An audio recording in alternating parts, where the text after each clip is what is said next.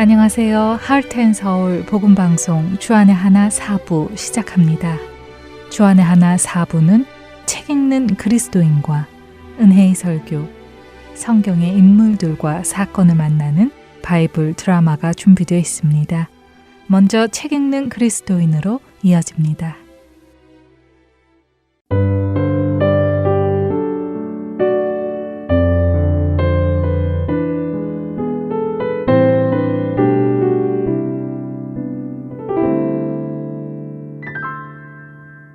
애청자 여러분 안녕하세요. 성도들에게 추천해드릴 만한 신앙서적을 읽고 내용 속에서 우리가 생각해볼 것들을 함께 나누는 시간, 책 읽는 그리스도인 진행의 설교입니다. 여러분과 존 스토트 목사님이 쓰신 제자도라는 책을 중심으로 그리스도의 제자에게 있어야 하는 성품을 나누고 있습니다. 현대 일본 사람들은 남에게 피해를 안 주는 것을 아주 중요하게 생각한다고 하죠. 심지어는 가족 간에도 서로에게 도움을 요청하는 일이 적습니다. 이런 이유로 일본에는 노후에 가족에게 폐를 끼치고 싶지 않아 홀로 조용히 죽을 준비를 하는 사람들이 33%나 된다고 하지요. 그러나 이런 생각은 일본 사람들에게만 있는 것은 아닌 것 같습니다. 그 정도의 차이는 있겠지만 요즘 많은 어르신들께서 가족에게 짐이 되고 싶지 않습니다. 내 앞가림을 할 수 있을 때까지만 살았으면 좋겠습니다. 라는 말씀을 하시기도 하지요. 남에게 폐를 끼치고 싶지 않다는 것을 다른 말로 하면 내 삶을 나 스스로 책임지기 원한다는 말일 것입니다. 다른 사람의 도움을 받고 싶지 않다는 것이죠. 우리는 왜 그런 생각을 할까요? 왜 남의 도움을 받고 싶지 않아 할까요? 내가 누군가의 도움을 받고 살아가야 하는 상태가 된다는 것을 우리는 마치 내가 더 이상 쓸모없는 사람이라고 생각하는 듯 합니다. 그런데 이런 생각이 비성경적이라는 것을 여러분은 알고 계신가요? 존 스토트 목사님은 제자도의 7번째 주제로 의존에 대해 설명하십니다. 현대사회는 의존에 대해 부정적으로 생각하고 있지만 존 목사님은 다른 사람에게 의지하지 않으려는 것은 성숙이 아니라 미성숙의 증거라고 말씀하시죠. 왜 그럴까요? 존 목사님은 우리 인생을 향한 하나님의 계획은 우리가 의존하는 존재가 되는 것이다 라는 존 와이트의 글을 인용합니다. 사실 생각해보면 맞는 말씀입니다. 인간에게 처음 죄가 들어오게 된 상황을 다시 생각해보면 말이죠.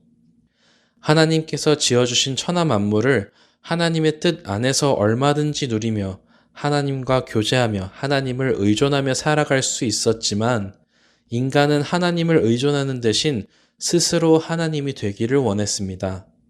스스로 하나님이 된다는 것은 자신이 스스로 있는 자가 되겠다는 것이죠. 하지만 그것은 애시당초 말이 안 되는 생각입니다. 왜냐하면 인간은 하나님께 지음받았기 때문에 지음받은 분께 속해 있을 수밖에 없죠. 생명이 하나님께로부터 왔기에 그 하나님을 떠나서는 생명이 사라지는 것이기 때문입니다. 스스로 계실 수 있는 유일한 분은 하나님 외에는 없습니다. 하나님은 어느 누구도 의존하지 않고 존재할 수 있는 유일하신 분입니다. 그러나 하나님께서 지으신 모든 피조물은 창조주이신 하나님을 의존할 수밖에 없죠. 그렇기에 우리를 향한 하나님의 뜻은 우리가 하나님을 온전히 의존하는 사람이 되는 것이라는 존 와이어트의 말이 맞는 말입니다. 존 스토트 목사님은 우리는 하나님의 자비와 지속적인 은혜에 의존해야 하는 죄인이며 그분 없이 살려는 시도는 죄의 정확한 의미임을 말씀하시죠. 인간은 누군가를 의존해야만 하는 것이 성경적인 이유인 것을 존 목사님은 예수님께서 마리아에게 잉태되어 갓난아기로 태어나신 것으로 설명하십니다. 전능하신 하나님이신 예수님께서 한 엄마의 아들로 태어나 엄마의 보살핌에 의존해야 하고 누군가 먹여주는 음식을 먹고 심지어 대소변을 닦음받아야 하는 존재로 오신 것은 우리 인간이 누군가에게 의존하여 도움을 받아야 하는 것을 알려주시기 위함이라고 하시죠. 또한 예수님은 십자가에서 죽으셨을 때에도 누군가의 도움을 받아 십자가에서 내려와야 했으며 무덤에 안치되어야 했음을 말씀하십니다. 어느 누구의 도움도 필요 없고 그렇기에 누구도 의존할 필요가 없으신 하나님의 아들이신 예수님께서 이 땅에 오셔서 그런 모습을 보여주신 것은 우리가 남의 도움을 받지 않고 스스로 자립하여 살려고 하는 것은 하나님의 뜻이 아님을 알려주시는 것이라고 하시죠. 온 우주에 하나님께서 보이신 태도가 이것이라면 우리에게도 분명 이 모습이 드러나야 한다는 것입니다. 생각해보면 우리는 누구의 도움받는 것을 굴욕적으로까지 생각합니다. 내가 스스로 움직일 수 없어 누군가에게 도움을 받아야만 먹고 살아갈 수 있는 존재가 된다는 것은 굴욕적인 모습으로 받아들여질 수 있지만 사실 우리가 우리 자신을 영적으로 본다면 우리는 자기 스스로 영적으로 구원에 이를 수 없는 하나님의 도움을 받지 않으면 살아갈 수 없는 하나님의 도우심을 받아야만 살 수 있는 존재인 것을 볼 수 있겠죠. 그리고 그것은 굴욕적인 것이 아니라 오히려 감사한 일이고 은혜인 것이고요. 존 목사님은 굴욕을 받아들일 준비를 하라고까지 말씀하시죠. 자기 스스로도 살 수 있다고 생각하는 사람에게 주시는 하나님의 은혜는 은혜로 생각되지 않을 것입니다.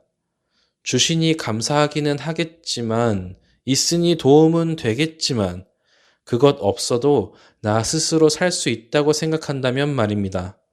여러분은 어떠신가요? 주님을 의존하며 살아가시나요? 또한 다른 성도들에게 여러분이 없는 것을 도움받고 의존하며 살아가시나요? 물론 이 말은 우리가 늘 다른 성도들의 도움만 받으며 살아가야 한다는 말씀은 아닙니다. 내게 있는 것으로 다른 성도를 돕고 내게 없는 것은 다른 성도의 도움을 받고 이렇게 서로 필요한 부분들을 도우며 의존하며 살아가는 것이 성경적인 성도의 모습인 것을 이해하는 우리가 되기를 바랍니다. 이것은 자존심 상하는 일이 아니라 오히려 우리가 자신이 교만에 빠지지 않게 도와주는 감사한 일입니다.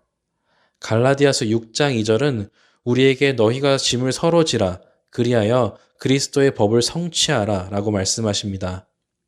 내가 누군가의 짐이 되는 것이 굴욕적인 일이 아니라 오히려 그것이 하나님의 설계였다는 사실을 우리가 알게 되기를 바랍니다. 그래서 짐을 서로 지어주는 것이 그리스도의 법을 성취하는 곧 사랑을 실천하고 완성하는 일임을 우리가 알게 되기를 바랍니다. 물론 우리는 항상 누군가를 의존해야 한다는 말은 아닙니다. 우리가 자립해야 하는 것도 분명히 있지만 또한 누군가를 의존해야 하는 부분도 분명히 있다는 말씀이죠. 스스로 서야 하는 부분은 스스로 서고 의존해야 하는 부분은 의존하고 다른 성도의 짐을 져야 하는 부분은 짐을 지는 그런 성경적인 그리스도의 제자가 되기를 소망합니다. 책 읽는 그리스도인 마칩니다.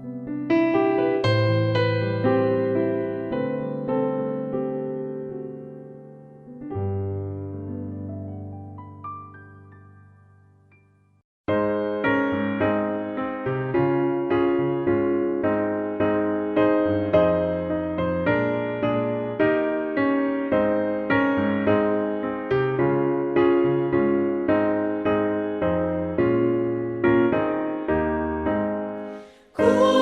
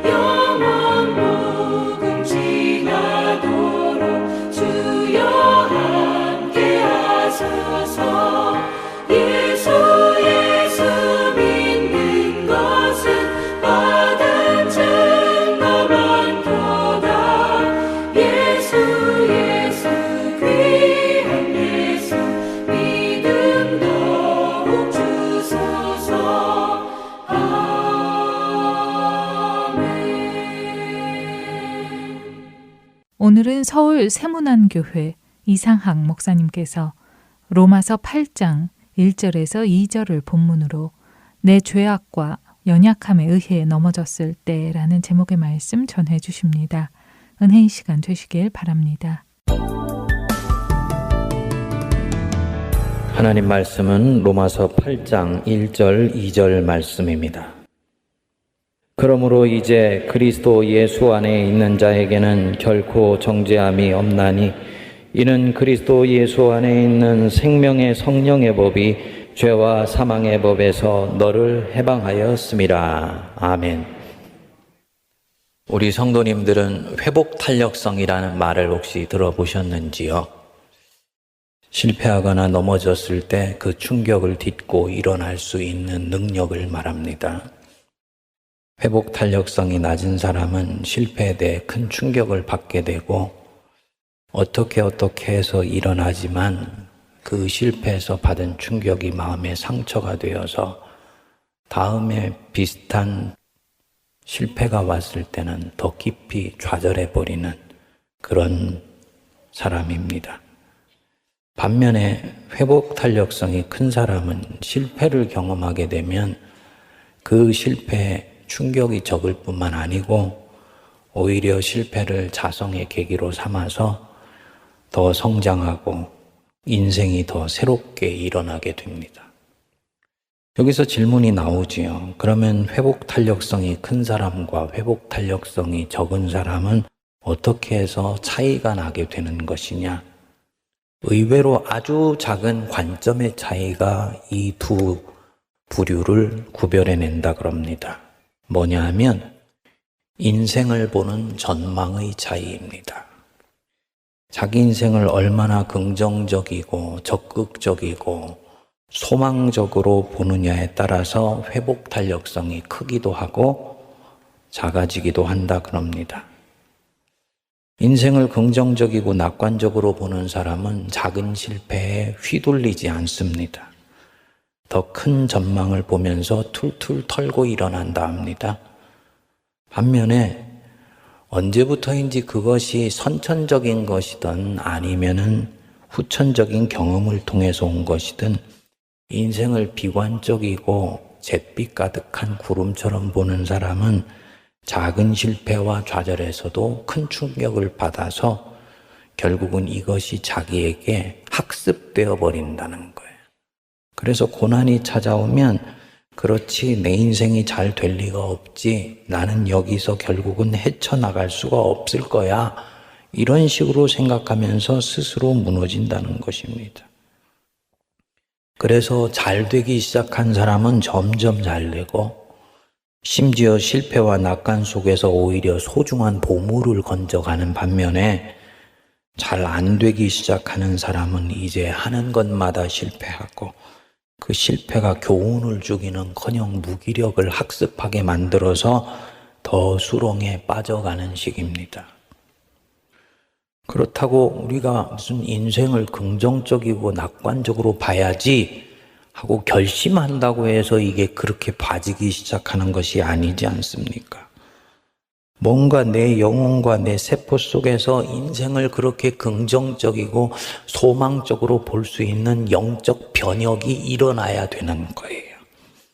그래야지 인생이 내게 실제로 그렇게 보여지기 시작하면서 이 사람의 삶이 터닝하게 되는 것입니다. 로마서 8장은 바로 이 부분을 다루고 있습니다. 이 8장이 바로 인생을 바라보는 전혀 새로운 전망, 시각의 회개, 이것을 다루고 있습니다. 많은 신약학자들이나 주석가들이 이 로마서 8장을 설명하면서 로마서 8장은 하나님의 사랑을 찬양하는 독설러지, 영광송이다, 그렇게 말을 했습니다. 그런데 이 복음주의 대설교가라 할 수 있는 마틴 로이드 존스와 존 스토트 목사님이 아주 로마서 8장의 대요를 다르게 표현했습니다. 로마서 8장은 하나님의 자녀들이 인생에서 누리는 절대적인 안전, 세이프티 문제에 대해서 말씀하는 것이다 라고 말을 했습니다.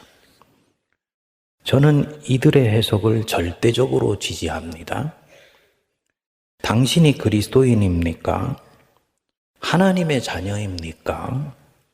당신의 인생은 이제 절대로 안전합니다. 이게 로마서 8장의 대주제입니다. 8장 뒷부분에 나오는 사랑의 창가는 왜 그리스도인의 인생이 절대로 안전한지를 하나님의 사랑의 관점에서 바라보고 찬양을 올려드리는 겁니다. 여러분 어떠세요? 성도님들은 자신의 인생이 이제 그리스도 때문에 절대로 안전하다는 것을 믿으십니까? 아멘이 적으시네요. 당연하기 때문에 그렇게 생각하시는 거죠? 제가 목회를 해보니까요. 이 안전의 문제는 상당히 이 바닥 욕구 같고 수준 낮은 욕구인 것 같은데 굉장히 중요하더라고요. 누군가가 헌신할 수 있게 되는 결정적 계기를 만드는 사람을 보면 그 사람 안에는 강력한 내적 확신이 있습니다. 뭐냐면 그리스도 안에서 내 인생과 내 영혼은 안전하다는 걸 믿어요. 안전하다는 걸 믿기 때문에 모험을 감행해요. 안전하다는 걸 믿기 때문에 변함없는 충성심으로 주님을 섬길 수 있는 내적 능력을 갖게 됩니다. 그래서 이 안전에 대한 부분들은 우리가 생각하는 것보다 굉장히 중요한 부분입니다. 이 안전이 내 안에 담보되느냐 아니냐, 안전을 믿고 있느냐 아니냐에 따라서 특정한 시점에서 인생의 방향을 정하는 방법이 달라집니다. 그래서 매슬로우가 욕구 발달 5단계에서 인간의 첫 번째 욕구는 안전과 생존의 욕구이다 라고 말했어요. 그만큼 이 안전은 모든 생명에게 절대로 중요한 이슈입니다. 사도 바울이 이 8장 1, 2절에서 바로 이 안전 문제를 본격적으로 이제 끄집어냅니다. 우리가 어떤 잘못을 하거나 실수를 하거나 죄를 이기지 못해서 유혹에 빠져 악을 저지르게 되는 경우가 있지요. 그리스도인은 완벽한 존재가 아니에요. 우리는 되어져 가는 존재예요. 도상 중에 있는 존재들입니다. 그렇기 때문에 완전한 영화에 이를 때까지 우리가 일정 정도 영적으로 실패할 수 있다는 것은 기정사실입니다. 이거는 피해갈 수가 없습니다. 이때 우리가 명심하고 또 명심해야 됩니다. 선을 행할 때뿐 아니고 죄를 지었을 때도 나는 그리스도인이다 라는 사실입니다. 하나님의 뜻대로 살고 있지 못할 때에도 내 정체성은 하나님의 자녀이다 라는 사실입니다. 잘하고 있을 때만 그리스도인이 아니에요.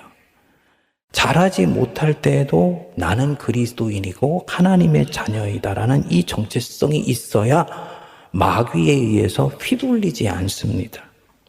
살다 보면 내 자신에게 져서 속상해하거나 너무 어처구니 없는 일을 스스로 저지른 것 같아서 머리를 한 대씩 쥐어받고 싶은 그럴 때가 있지요. 이런 때는 나도 내가 싫어요. 그런데 꼭 기억하십시오. 하나님은 바로 이때도 나를 사랑하십니다. 내게 구원의 손길을 베풀어 주세요. 분명히 내 잘못으로 일이 그르쳐졌습니다. 내 죄악으로 인생이 일그러지고 하나님 마음을 더 아프게 했습니다. 그러면 분명히 죄를 저질렀으니까 하나님이 진노하셔서 팔을 걷어붙이시고 심판하시려고 달려드실 것 같은데 하나님은 그런 하나님이 아니라는 거죠. 8장 1절이 그 이유를 말씀하십니다. 그러므로 이전에는 네가 어떠했는지 모른다. 그리고 이전에는 네가 어찌 되었건 상관없다. 예수 그리스도를 믿고 있는 이제부터가 중요한 것이다 뜻입니다. 그리스도 예수 안에 있는 자에게는 결코 정죄함이 없다. 여기 이 정죄함이 없다는 것은 세 가지 뜻을 갖고 있습니다. 첫 번째로는 너는 이제 하나님의 진노와 심판에서 절대로 안전하다 이 뜻입니다. 하나님이 예수 그리스도의 십자가 죽음을 통해서 당신이 우리에게 뿜으실 진노를 사랑과 자비로 대체하셨어요. 내가 예수 그리스도를 생명의 주님으로 고백하는 순간 예수님의 십자가의 죽음이 내 인생 전체에서 효력을 발휘하기 시작합니다. 나는 연약하고 아직도 죄의 힘에서 완전히 자유롭지 못해요. 그래서 가끔 죄를 짓고 실수도 해요. 하지만 하나님이 진노하셔서 팔을 걷어붙이시고 심판하시는 경우는 없습니다. 그분의 십자가 죽음 때문에 그런 일은 없어요. 물론 깨닫게 하시려고 크고 작은 시련을 주시기도 합니다. 얼른 알아차리고 진심으로 회개하면 하나님은 그 시련을 거둬 가세요. 이런 면에서 보면 시련도 하나님께서 내게 주시는 사랑의 매로 받을 수 있는 것이지요. 둘째로, 결코 정죄함이 없다.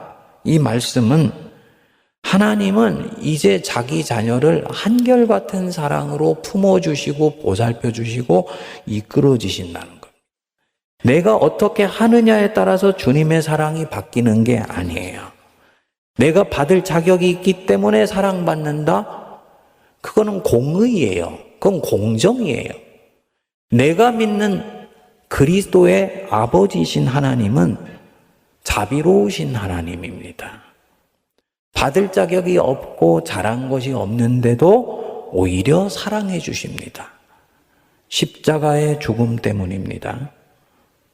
십자가의 이 능력이에요. 그래서 예수 그리스도 안에서 그분의 십자가의 능력으로 우리 인생은 절대로 안전하다. 요거 믿으셔야지 됩니다. 셋째로는 죄를 짓고 났을 때 죄책감에 시달리면서 자학하면 안 된다는 걸 말합니다. 이 죄의 결과가 내 인생을 삼키면 어떻게 하지? 두려워하면 안 됩니다.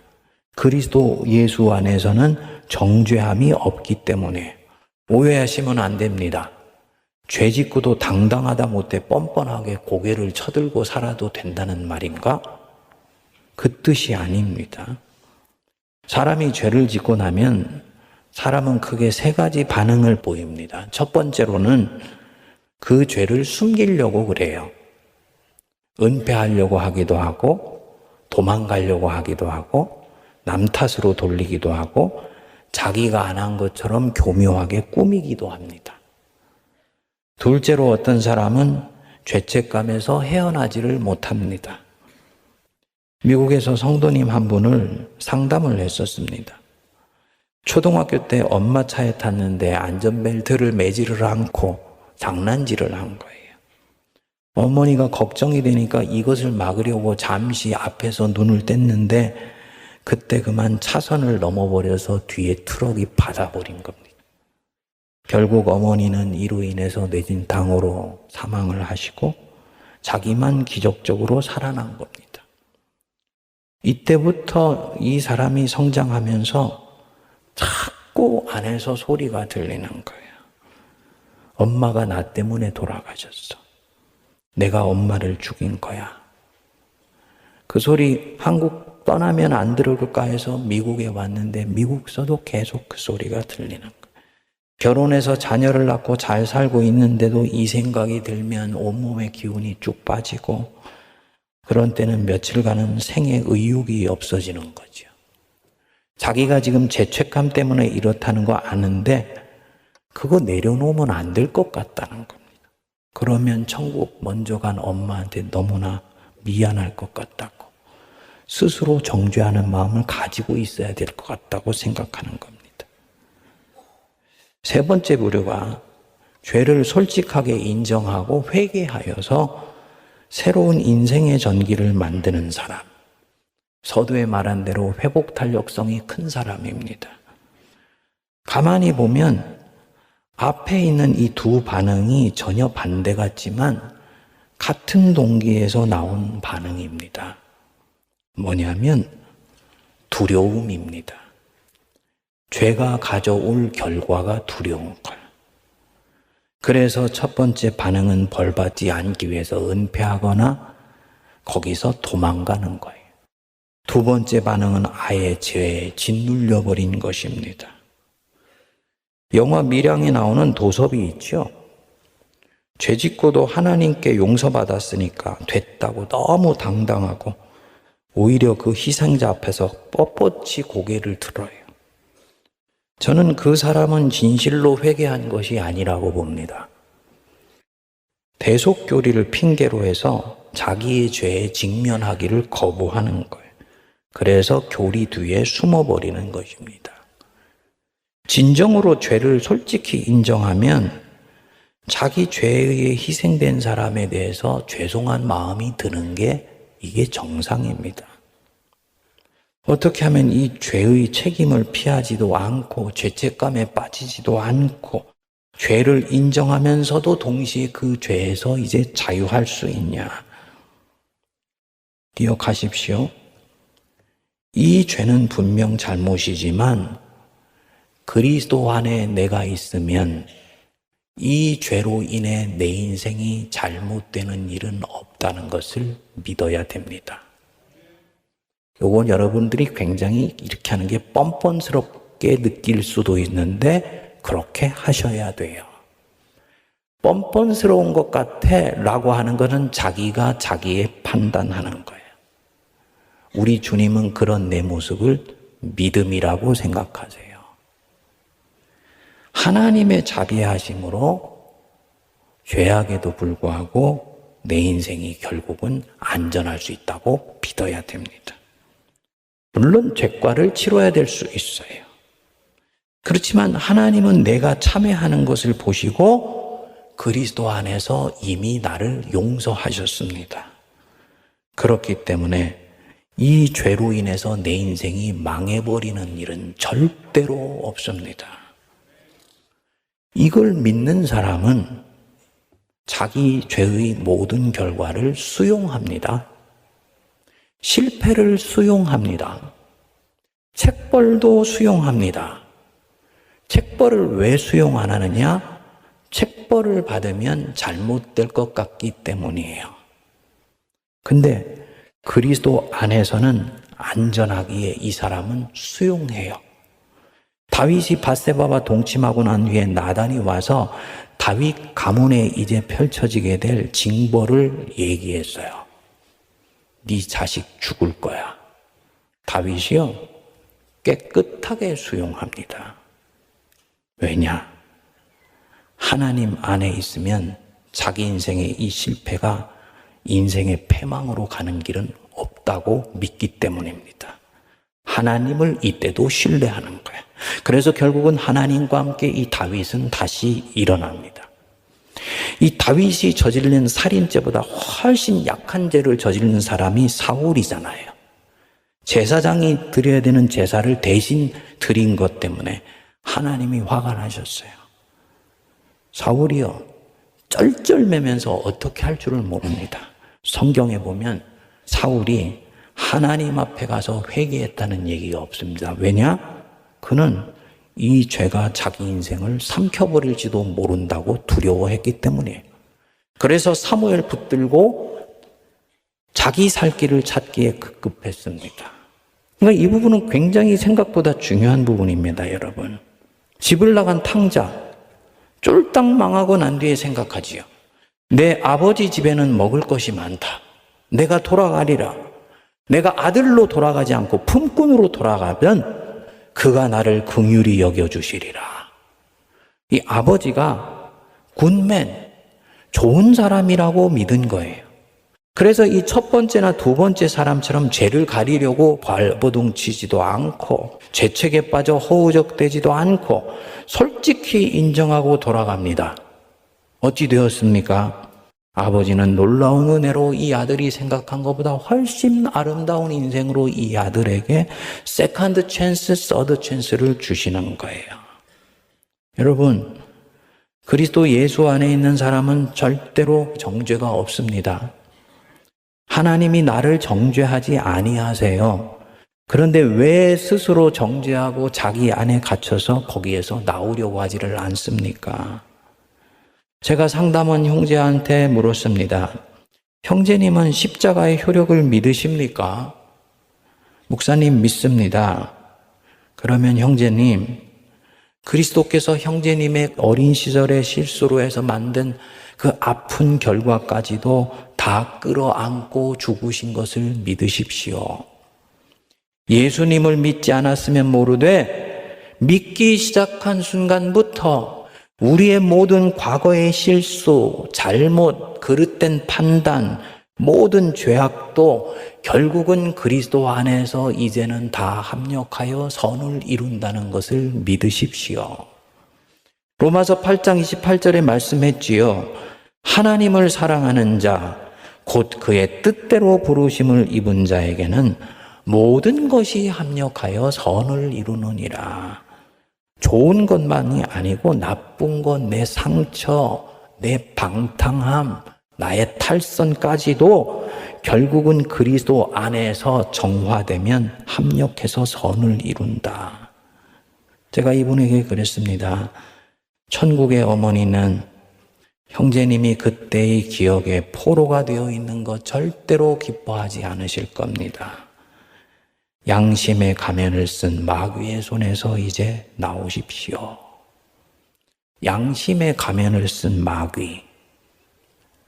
너 그렇게 하고도 네가 그리스도인이냐? 이거는 마귀의 소리예요. 그렇게 나로 하여금 스스로를 정죄하게 만들어서 이제는 주님 붙들고 있는 내 이 밧줄의 손을 놓아버리게 만들려고 하는 것입니다. 이때 우리에게 믿음이 필요해요. 그래, 내가 죄 짓고 실수했어. 하지만 그럼에도 나는 하나님의 자녀야.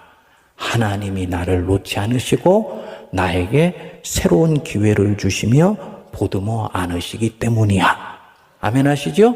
그래서 주님 앞에 가셔서 용서를 빌고 털면 동이 서에서 먼 것처럼 주님이 우리의 죄를 기억하지 아니하세요.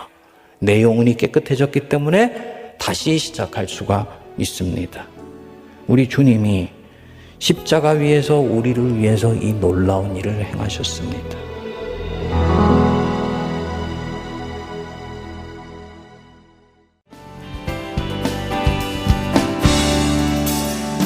변찮는 주님의 사랑과 거룩한 보혈의 공로를 우리가 찬양을 합시다.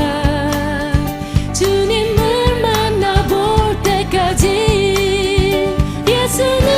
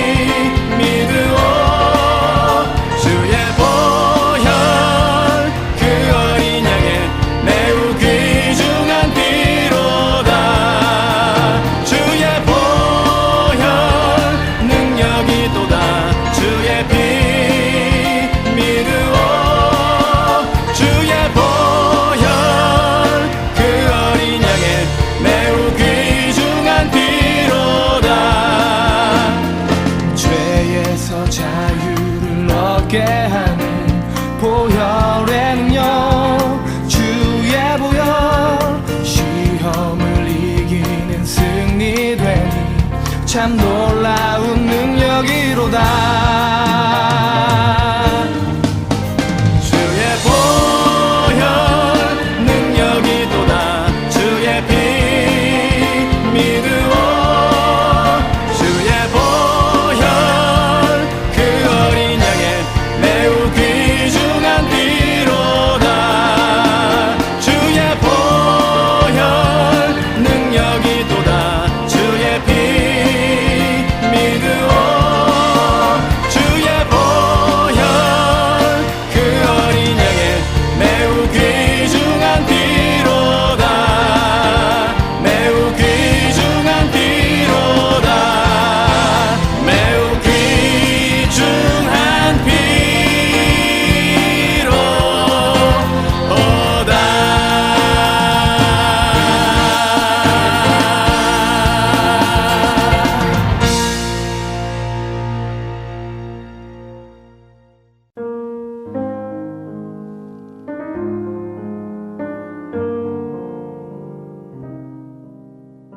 세상에는 영생에 대한 소망 없이 살아가는 영혼들이 너무나 많습니다. 하트앤서울 복음방송은 절망 가운데 살아가고 있는 이들에게 진정한 소망이신 예수님을 전하는 메신저입니다. 열방에 흩어져 길을 잃고 소망 없이 살아가고 있는 영혼들에게 예수 그리스도의 생명을 전합니다. 이 귀한 사역에 방송 원고로, 목소리로, 번역, 기도와 후원 등 여러 모양의 동역으로 참여하기 원하는 분들은 전화번호 602-866-8999로 연락 주시기 바랍니다.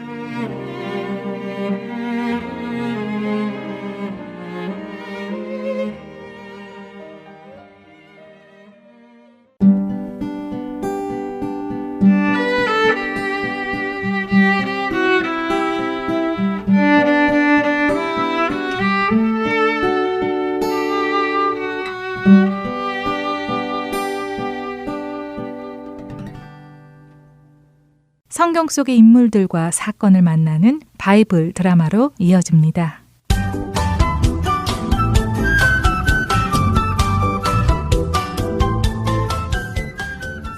애청자 여러분 안녕하세요. 바이블 드라마 진행의 박윤기입니다. 다윗의 삶이 마무리 되어져 갑니다. 이스라엘에 양치던 소년 다윗. 하나님을 사랑했던 소년 다윗. 그 다윗은 하나님의 마음에 합한 왕이었습니다. 하지만 그가 하나님의 왕에 합한 왕이었다는 의미가 그가 완벽한 사람이었다는 의미는 아니었습니다. 하나님을 향한 그의 믿음이 흔들릴 때도 있었고 자신의 욕심을 따라 행함으로 무서운 죄를 짓기도 했죠. 그럼에도 불구하고 그는 다시 돌이켜 회개하며 하나님을 찾았고 하나님 앞에 머물기를 원했습니다. 그는 하나님을 사랑했죠. 그런 그의 모습이 하나님의 마음에 합한 것이었습니다. 이제 다윗이 나이가 많이 늙었습니다.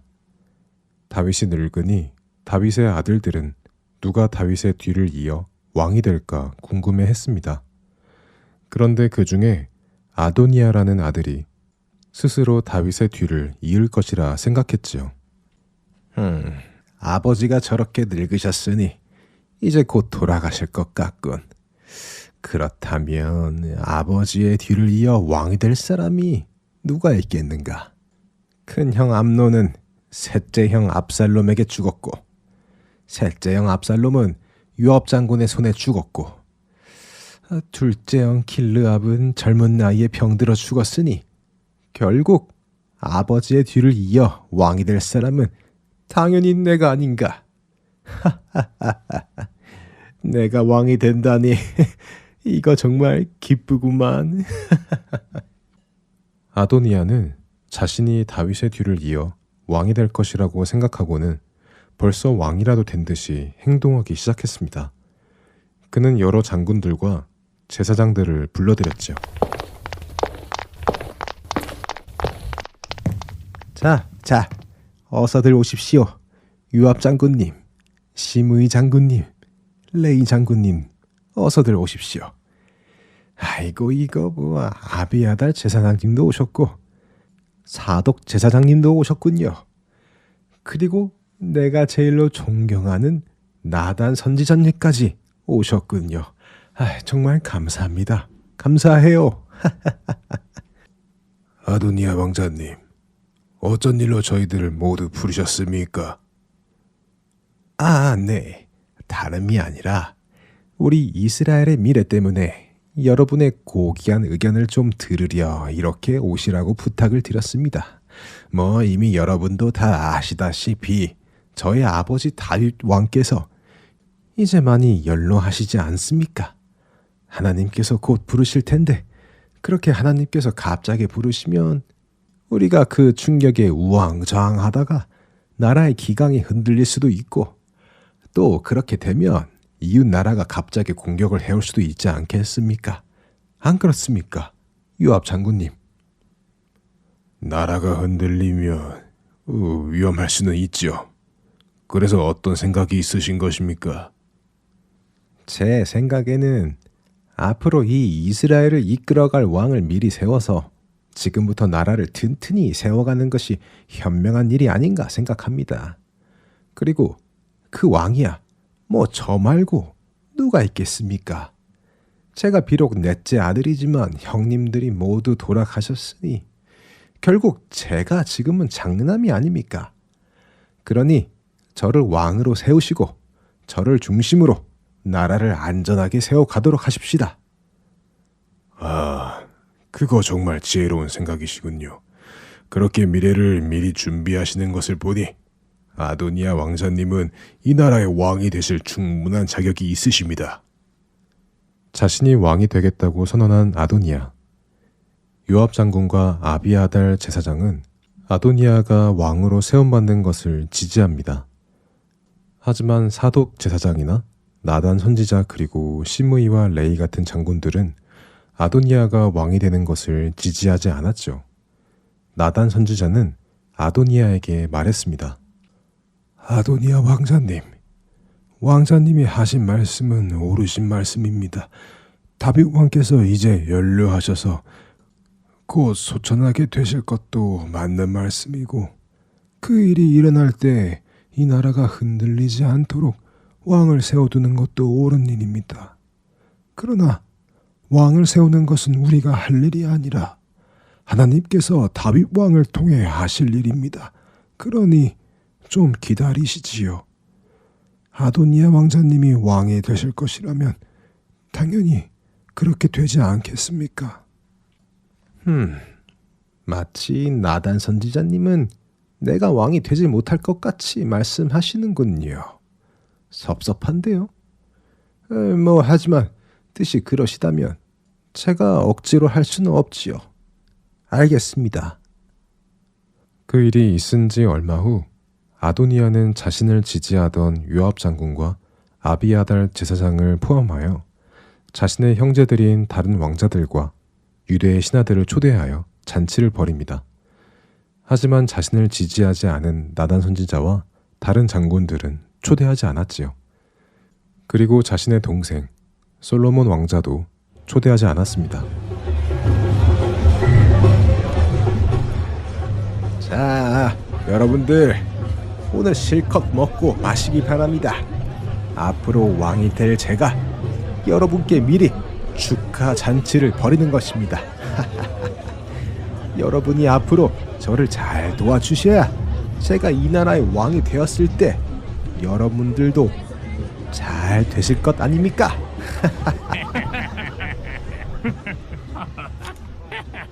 이렇게 아도니아가 잔치를 벌이고 있다는 소식이 나단 선지자에게 들렸습니다. 나단 선지자는 하나님께서 이미 솔로몬을 다윗의 뒤를 이어 왕으로 세우실 것이라는 것을 알고 있었기에 아도니아를 지지하지 않은 것이었습니다. 그래서 나단 선지자는 급히 솔로몬의 어머니인 밧세바를 찾아갑니다. 밧세바 왕후 계십니까? 큰일이 났는데 이러고만 계시면 어떠십니까? 다윗 왕께서도 모르는 사이에 아도니아 왕자가 왕이 되었다는 말을 듣지 못하셨습니까?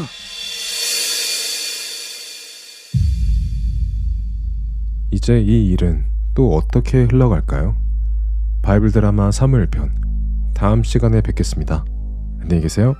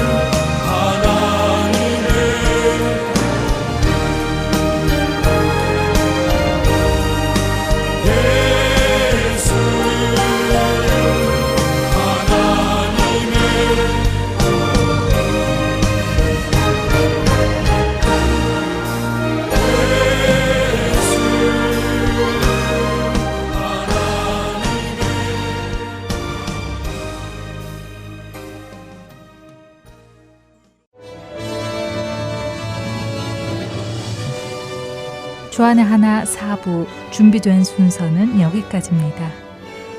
언제나 주 안에서 기뻐하며 감사하는 하루하루가 되시길 소망하며 다음 이 시간 다시 찾아오겠습니다.